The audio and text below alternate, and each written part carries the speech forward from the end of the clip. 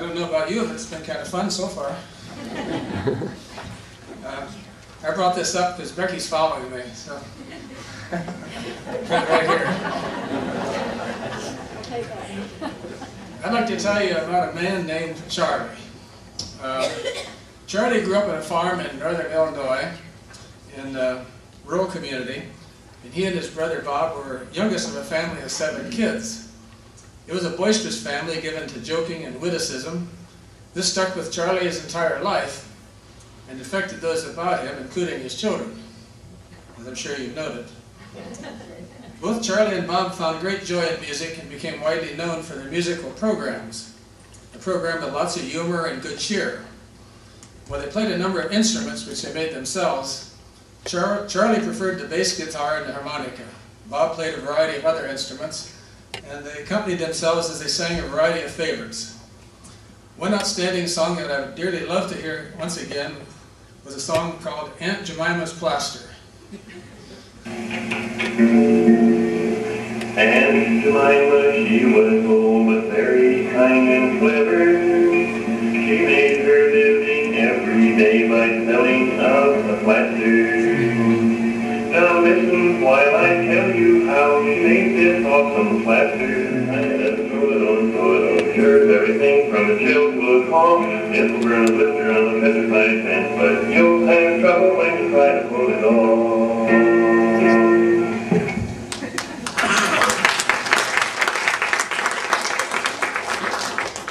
It's always good to hear applause at a service like this, isn't it? We're celebrating. Now you know what we grew up with. Dad had a lot of songs. A lot of them were fun to listen to. He was an entertainer, and once when he was entertaining at the Yankee Hollow Church of God Community Club, Charlie, who is also called Carl, saw an attractive young lady with pretty eyes called Katie sitting in the front row, and he kept her eyes on her while singing.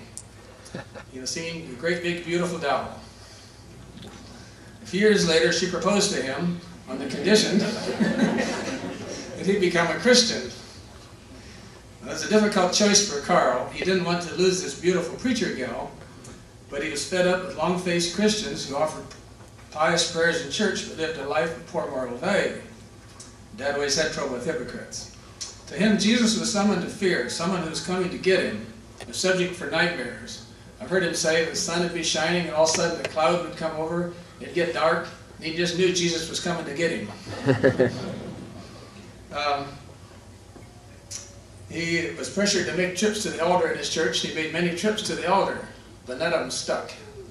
He wrote a letter to one of the children once, and he describes it a little bit. I was 27 before I decided on my own to give myself to Jesus. The last thing I wanted to be was a preacher, but God did. So he put me through 3 days of pre-hell. Until I said, okay, I give up. Amazingly, the world seemed to make a turn, and in a month, everything fell in place, and I married your grandma in a totally different life, and I took what God has done for me. I'm actually looking forward to the day of being with my Lord and Savior. Due to sickness and financial matters and the Second World War, and the arrival of a firstborn, named Victor, by the way, they took their ministerial training by correspondence course while serving their first and second churches. 3 more boys soon joined the family, and eventually our family ended up in Mount Carroll, Illinois. These boys were called by various names: Big Toe, Moose Face, Jughead, sometimes George, Bill, Zeke, or Buzz. He never could get our names right. Carl, who I will call Dad from now on, took the challenge of this church that was on the verge of closure. A half dozen members still attended, but they couldn't get along with each other. The church, by the way, immediately doubled in attendance once we moved in. It was a fruitful ministry in several ways. The church grew and additions had to be added. The folks added their own by adding 4 more kids to the Sunday school class during that time. After 9 years, not content to stay in a successful church, Dad felt called to take a struggling church in central Illinois. Thus we moved to Decatur and several years later to Ohio. After 9 years at the Mount Tabor Church near Salina, the folks moved back to Northern Illinois to plant a church in Freeport. Soon 90 people were meeting in their living room. Many of us kids had left home by this time, and most of us were living in this area around Fort Wayne. Eventually, Dad and Mom moved back to Idaville, and then after they retired, they moved back to Marco here, and near where many of us are living now. Their brother in church, Marco, needed a temporary pastor, so Dad filled in temporarily. Dad and Mom both did for 5.5 more years before they retired a second time. We are here to celebrate a life. We're celebrating because Dad finished the race well and is sitting at the feet of Jesus, or perhaps on his mommy's lap. He often said he wished he could go back and sit on his mommy's lap one more time. So maybe he's doing that today. Who knows? For at least his last 20 years, his dream has been to stop by and visit his Savior and friend in person. Today he's doing just that. This celebration is not about the end of a life. It's about one who is more alive today than at any time in the past 98 years. Let us rejoice for him. Let us celebrate his passing from a fragile, elderly man to a vibrant spirit in the presence of his Maker and greatest friend. Undoubtedly, they are sharing a cup of coffee, as already been noted, and if they're eating, you can be sure it's something fried in bacon grease. Dad set a good example. He was a simple man. What you saw is what you got. He was a humble man who, though he recognized fools and fakes, he accepted and loved us all. He was a chicken farmer, a truck driver, a potato grower, a gas delivery man, a strawberry grower, raising and selling strawberries and sweet corn to support his growing family. He was an electrician bringing electricity to rural communities, a bus driver, a carpenter, a plumber, a pastor, and a musician.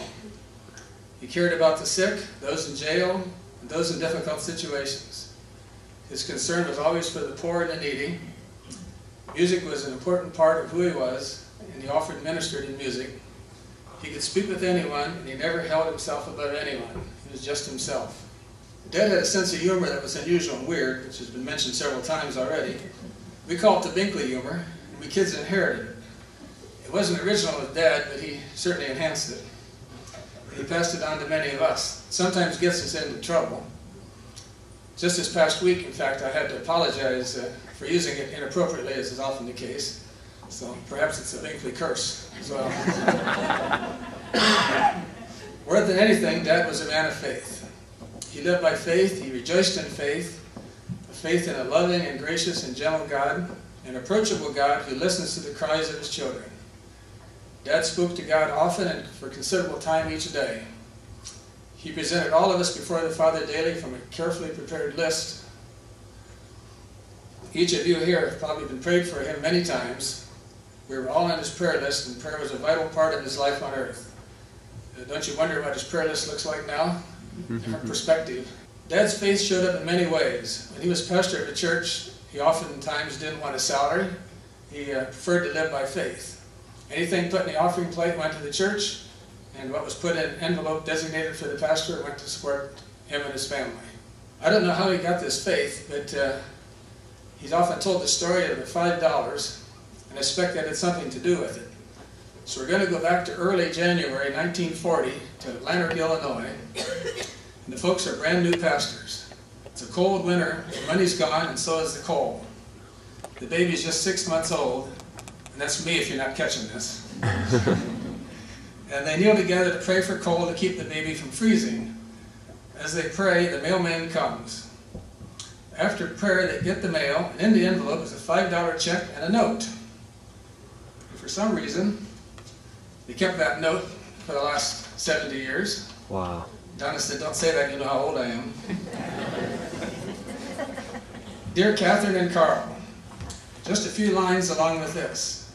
Herman wanted me to send this as you might be needing coal to keep the baby warm. You do not need to thank me, it is the Lord's money. Hope you will get it all right. Let's make a few more comments, and it's signed as ever Catherine. It was his sister.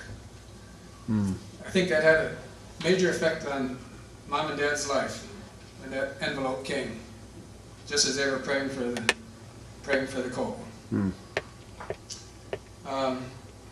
Undoubtedly, Dad's greatest legacy is those of us here today and the others whose lives have been touched with his love and his prayers. and his loving concern. I might add his sense of humor too. We've been blessed by his faithful service to us, his kind words, his sage advice, his strange humor, and for many of us here, his whisker rubs and his sloppy kisses. We remember the bedtime stories that always ended with, the sun went down and the moon came up. Thank you for your kind attention.